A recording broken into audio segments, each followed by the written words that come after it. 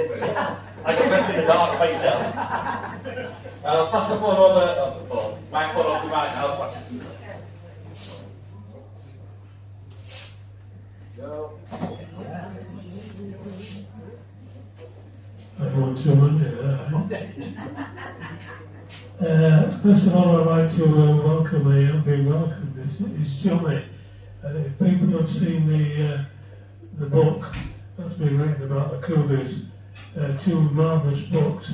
Well, he actually brought Phil here tonight from Wales. Johnny's here somewhere. I'll just say what he said.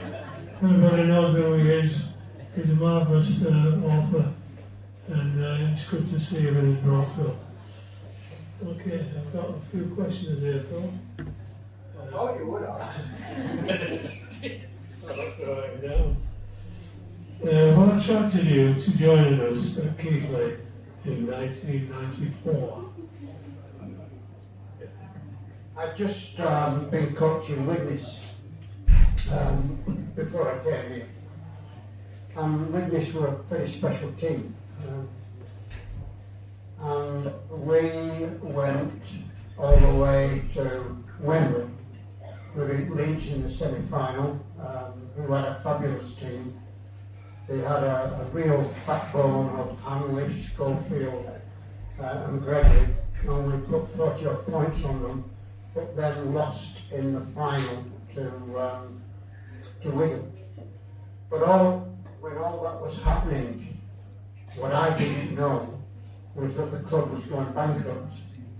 And Jim Mills, who was a great manager, had to tell the players that they've got to take a big, they've got to half their contract. And then after that I went on holiday with my wife, and I got a phone call from Jonathan Davis.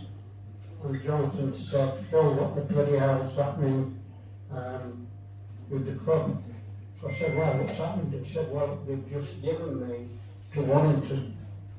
Now that's one of the best, strongest clubs at the time in the rugby football league.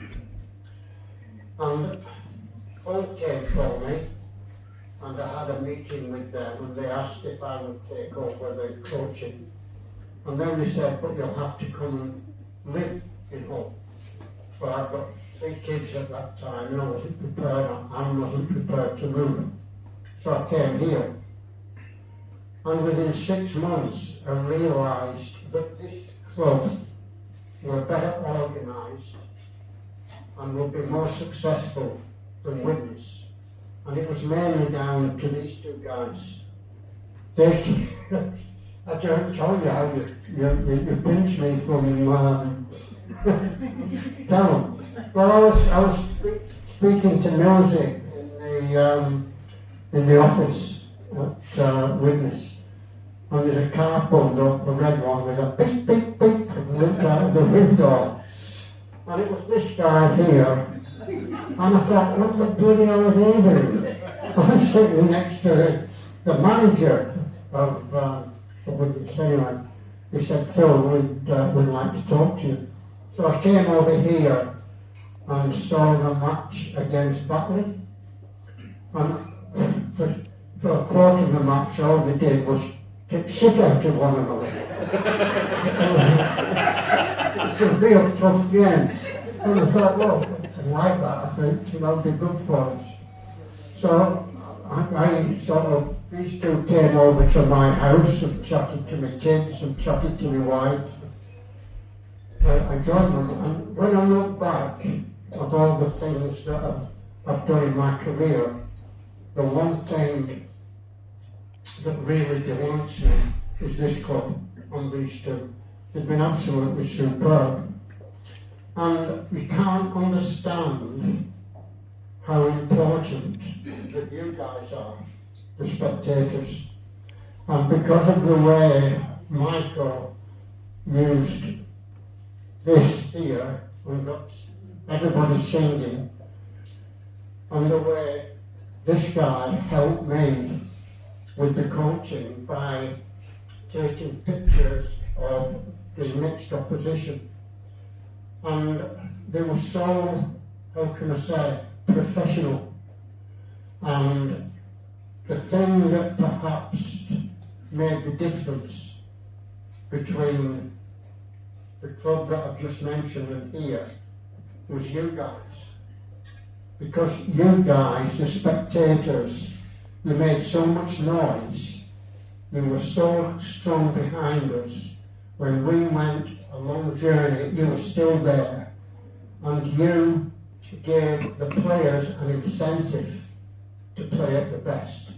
So you guys have done a fabulous time, and I think it's really important that we keep that going, and we get people who've got the ability, like these two guys, to help the coaching staff, like these two help me, and for the three of us to help the players.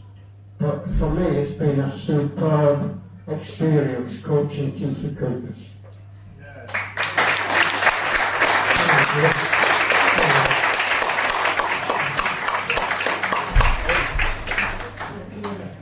It's normally there.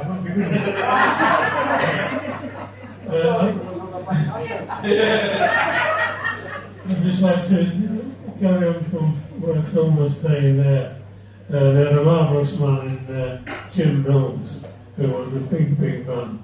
And Mike and myself went Phil, we could see Phil in an office, and the big Jim were there. So we got into a telephone booth, and we called Phil up and said, "Would you like to join Keighley and not talk Jim?" And what the hell are you going on?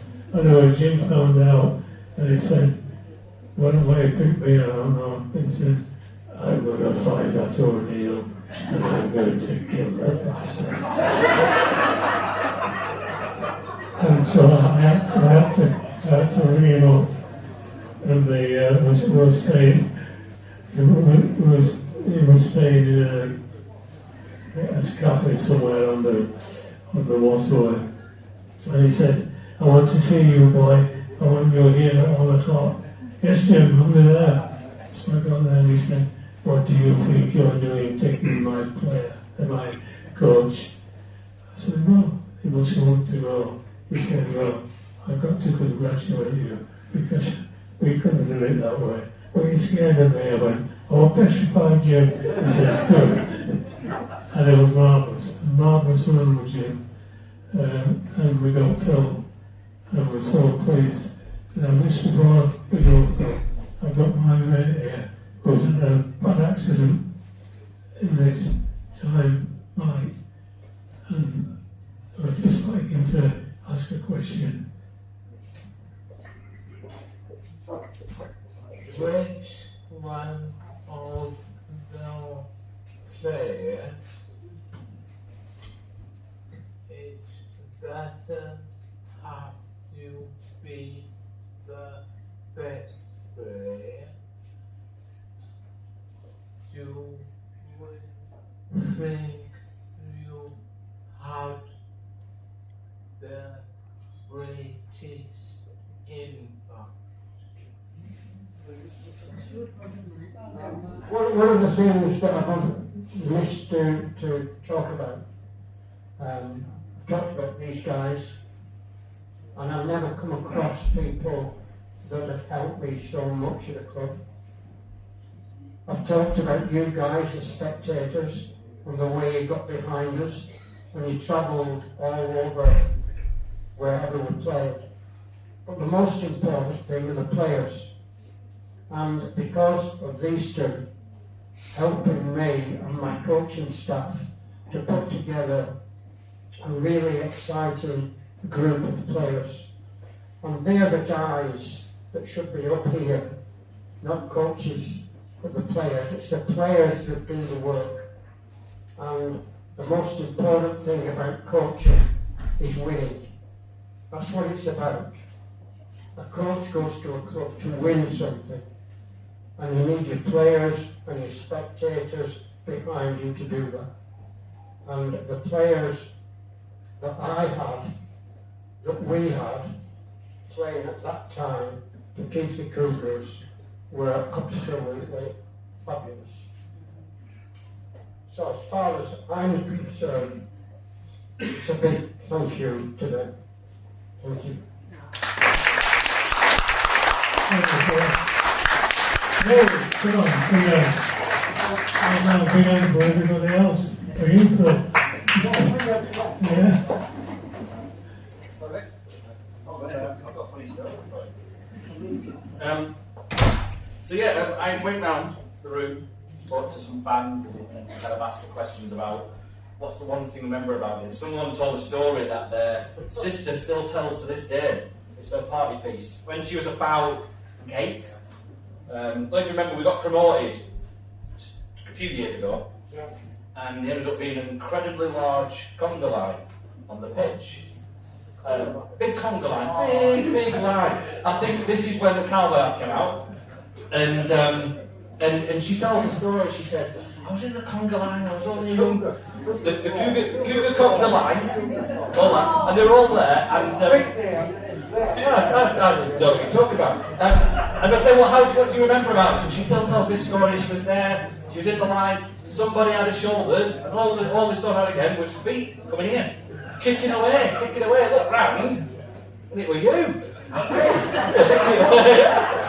And she was so happy, she still sells it to this day. So, and that's the sort of impact, you know, just something as fun as that, you know.